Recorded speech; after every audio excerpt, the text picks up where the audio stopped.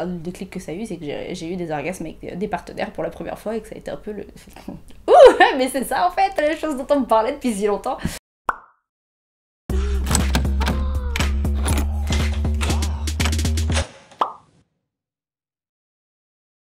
Moi c'est Léa, j'ai co-créé Merci beaucoup, qui est un compte Instagram qui parle de sexualité consciente et positive. L'idée c'était vraiment de proposer un espace bienveillant et cool surtout, où les personnes pouvaient discuter sexualité en dehors des discours très médicaux, très cliniques ou très porn. On avait envie d'échanger parce qu'on s'est rendu compte que c'est en apprenant des autres qu'on apprenait le plus sur nous-mêmes. Merci beaucoup aujourd'hui, c'est 94 000 followers. C'est en train de se développer, c'est en train de devenir des workshops et en ligne et bientôt physique.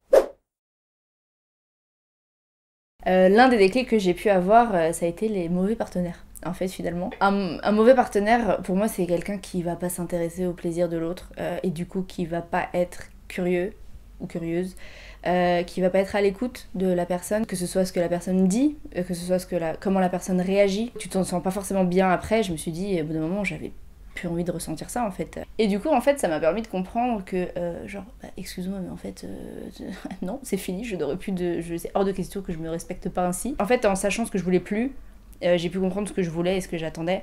Et surtout pour plus jamais ressentir ce que j'avais ressenti avec ces personnes-là, où tu vas te sentir pas écouté, tu te sens pas respecté, tu rentres chez toi, plus t'es frustré. Ça a été quelque chose... Et ce truc de, ok je sais ce que j'aime pas, mais aussi ce truc de, maintenant je sais ce que je mérite, et j'hésiterai plus jamais à le demander en fait. Le déclic que ça a eu, c'est que j'ai eu des orgasmes avec des partenaires pour la première fois et que ça a été un peu le...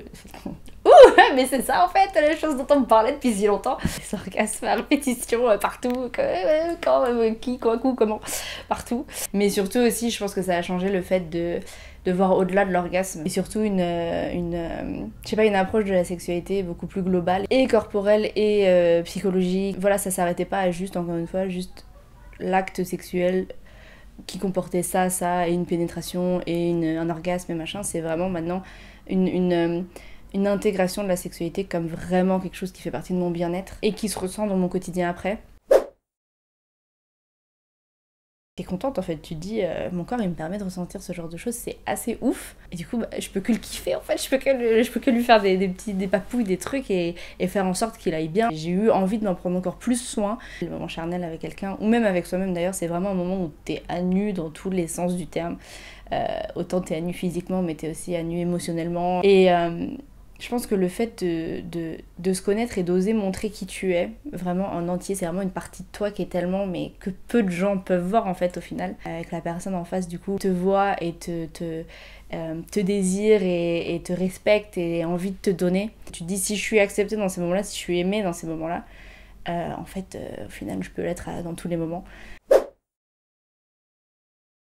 Ça veut dire participer à une discussion globale sur le sujet, recentrer la discussion autour du plaisir. C'est aussi se renseigner en fait et apprendre de toutes les personnes qui existent parce que toutes les personnes ont, de par leur identité, de par leur orientation, de par leur éducation, de par leur choix, une expression de leur sexualité qui va être complètement différente. Et en fait juste apprendre de ces personnes en fait. Et c'est comme ça qu'on évolue vers une ouverture en fait et se dire il n'y a pas forcément de normalité, il existe tout ça comme expression et comme identité de sexualité et elles sont toutes valables en fait, elles sont toutes cool a priori à partir du moment où il y a du consentement et où il y a du plaisir.